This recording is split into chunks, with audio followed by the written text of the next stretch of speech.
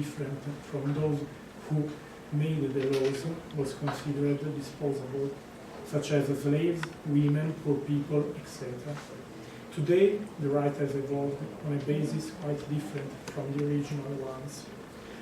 While at the time of Hammurabi, the laws were essentially intended to discipline things such as life and property, some millennia later we developed principles that are considered inalienable. For example, with the reference to the expression of personality, free from restrictions. And we also introduced unusual subjects such as non-human animals and environment.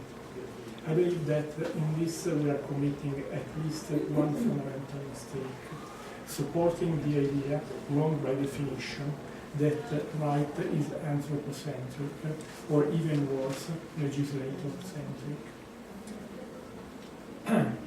There is a law that we define positive law, that is the set of rules qualified and incorporated into an order. Legal positivism states that only positive law is enforceable, and in respect of which an individual can claim protection. Everything else can be intended in various ways, but never falls within the definition of an actual right.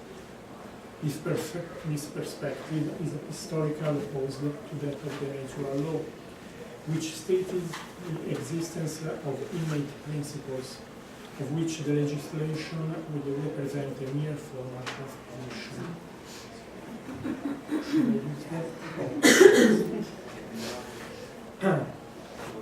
The intellectual aversion that the contemporary age has developed against the natural law has led to contradictions and gimmicks, such as that of the Italian Constitution, that in order to avoid the use of the expression inherent rights, referred to the unalienable rights, where the first definition refers to something that inevitably exists before humans.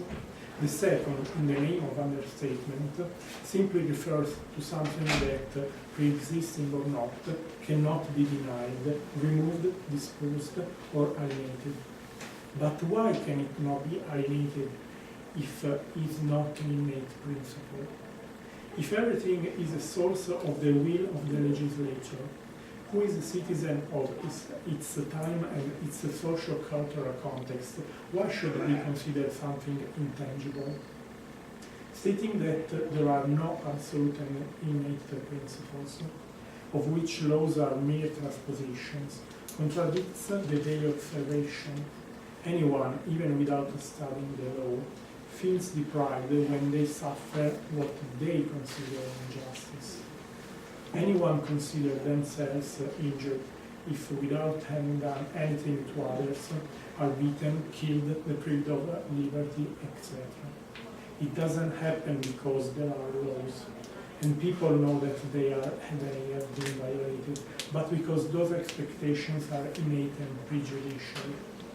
If we are beaten without having beaten our aggressor, we feel entitled to retaliate against him, while the same does not happen if, after assaulting someone with a punch, he retaliates. Even though in the latter case the law gives us protection, we do not feel the same sense of revenge or injustice.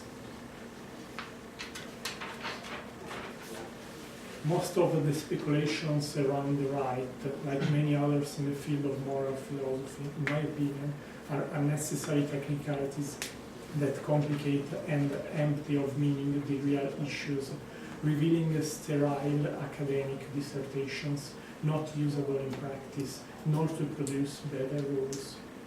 We could even not call right what is sanctioned by the law, calling it expectation or claim, but that does not change the substance of the instances that are innate, not based on coding, and that do not cease even when the laws refuse to acknowledge them. If there was nothing natural, that would be unintelligible and without reason. From the dawn of the laws to date, certain contents have been constantly consolidated, and when rejected, there have been revolutions, wars, and fights to reassert them. The history and the history of law teach that there has been an evolution towards a well-defined purpose, and that when some tried to reverse it while resorting to the authority and force, they failed. Whereas dictated by legal positivism, there was no other right than that applied. Why, for example, would the dictatorships of the last century have disappeared under the pressure of freedom of expression instances? Why should the associates have considered wrong those laws that were meant to forbid them to challenge the rulers? The answer is obvious. There are innate aspirations that push in one direction and in one only. The historic route of rights was troubled and sometimes contradictory. I think that it is due to the inability of lawmakers to actually evade their own perspective, merely advocating the interests of their own or of their constituents or donors.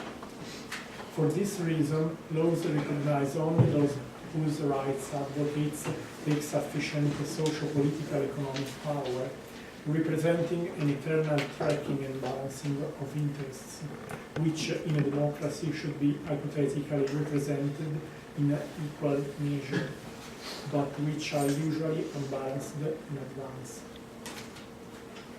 Here, then, we see that the legislature of whites enslaved blacks, the Aryans have banished the Jews, men degraded the women, as well as the human being has reified non-humans, etc.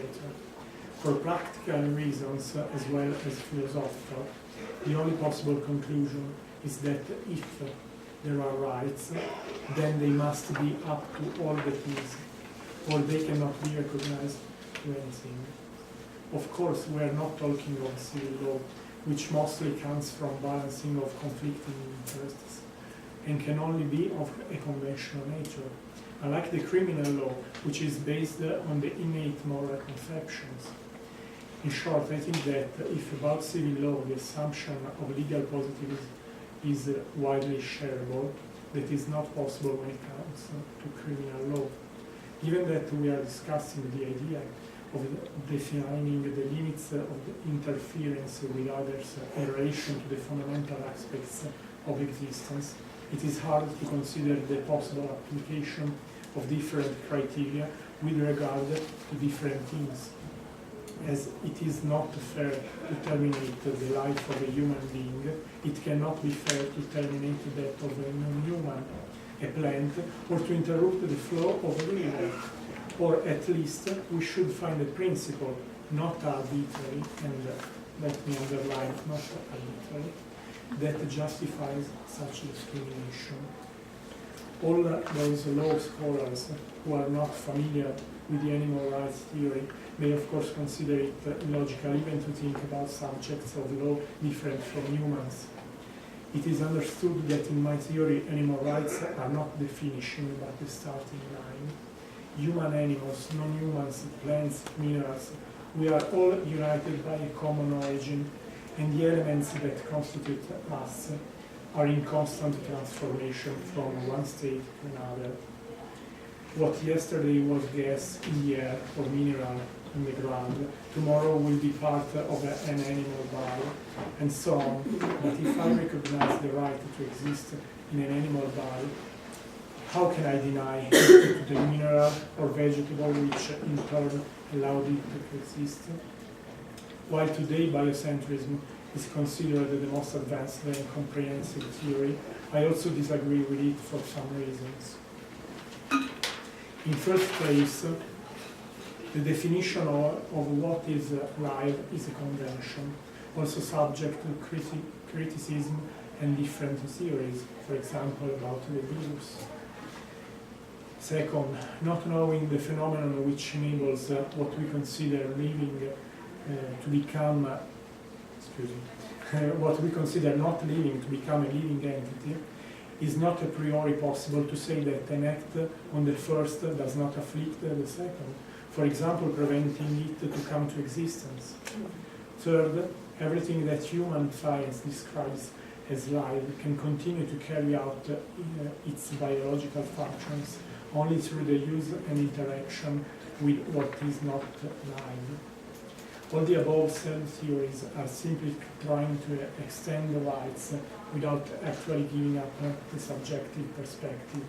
But they seem to miss the point that in a closed system, which on a larger scale can be thought of as the whole universe, we cannot exclude a priori some elements because they are all interconnected and interdependent.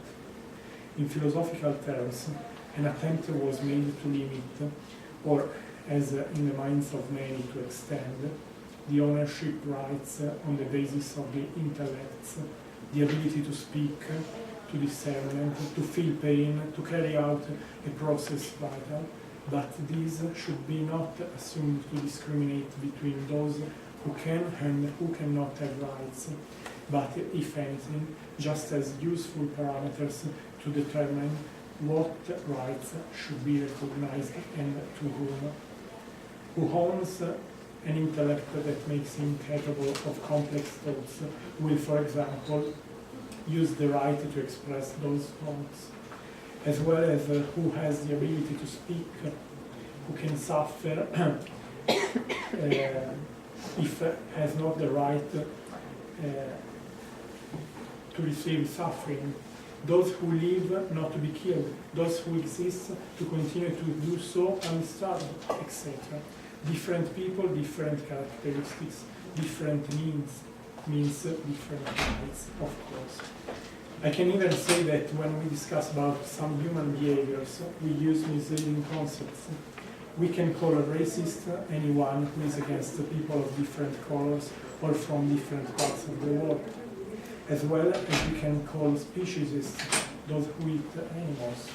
I don't think that those people actually hate foreigners or animals.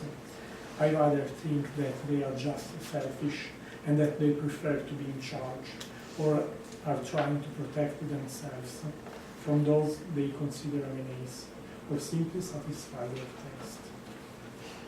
In short, it is clear that humans are largely affected by a problem of selfishness, and each time that we simply move the stick, for example, granting rights to the slaves but not to the animals, we are not removing any end of discriminations. Therefore, we are actually making a discrimination. I'm going to conclude. It makes no sense to talk distinguishing them about human rights, animal rights, and environment. Everything that exists is interdependent, and denying the ownership of rights to some, attributing it only to others, is a short-sighted and arbitrary discrimination, which by syllogism does not really allow for the protection of anyone, even those who consider themselves worthy of protection. It is not even necessary to speak of right, because the words are used only to invoke concepts based on conventions, and it is wrong to stay attached to them, so much as to dismiss the substantial problem, staying anchored to the form. Protection, right, aspiration, expectation, etc. can be used and interpreted endlessly. But the key issue is to implement those absolute moral principles and translate into behaviors and the rules that guarantee them. Should we define this system right, law, protection? I do not think that it is important, since the words have only the meaning that people decide to give them. For this reason, I find useless the endless treatises on the meaning of right, given that it is a concept devised by men and therefore describable in many ways.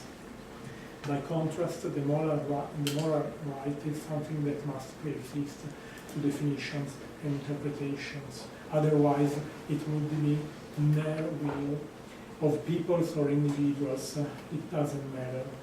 This is where the rules must stand, in an impartial and objective light, so that the author may appear to be a man as well as a woman, a human being as well as a non-human, etc. As long as the regulatory principles will be inspired to favoritism towards the legislator, what is right cannot find citizenship in laws.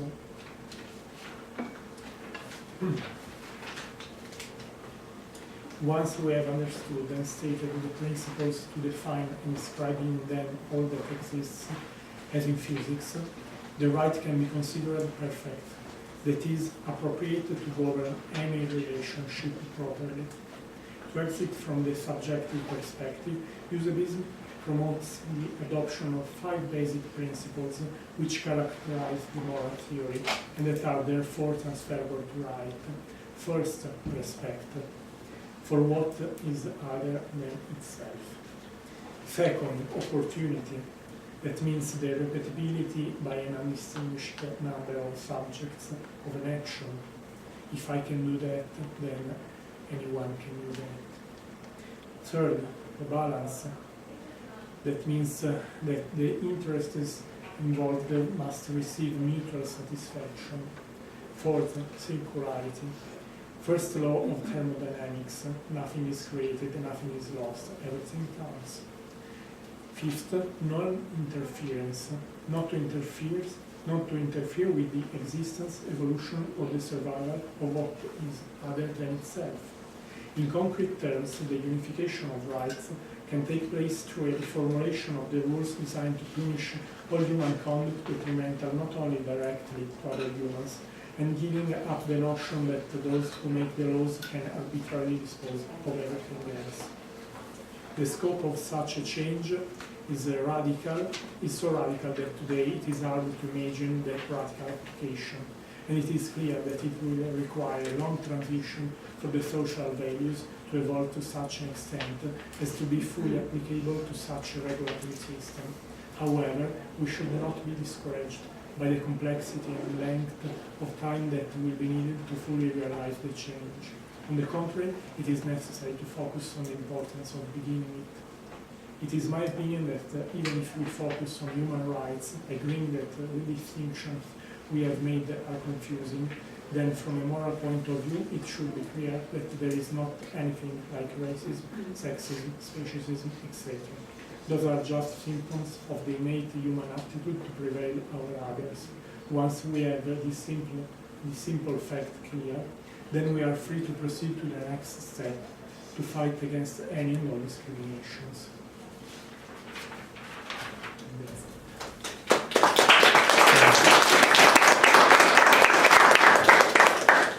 Does anybody have any questions? I wanted to ask you, so you said that just like involving animal rights is like the first line. And I agree with that because so many of us are separate from the environment, And then earlier you said the term of like unconditional respect. And how would you teach that to people? Well, in first place, I think that we have to learn what is unconditional respect, because it is hard for me to say that I can imagine on my own what unconditional respect actually is. I think that we together have to think and meditate about this, because our perspective is always based on our experiences and also about our expectations. So it is easy for us to make theories that involve not actually unconditional respect, but that try to justify our actions, our expectations, and so on. So it is that is the main problem. But I think that as soon as we begin to challenge such question, then we can find the answers, maybe all together. Okay, thank you. Thanks. So, next we have... Can you use the mic? We just were going live, we can't hear it. If everyone could use it.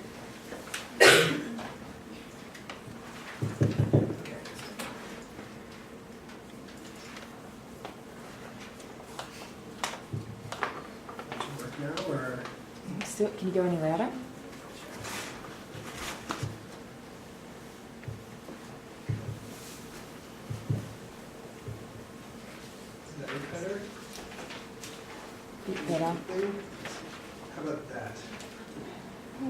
Not really. Can we move the mic a little, the speaker a bit closer, maybe?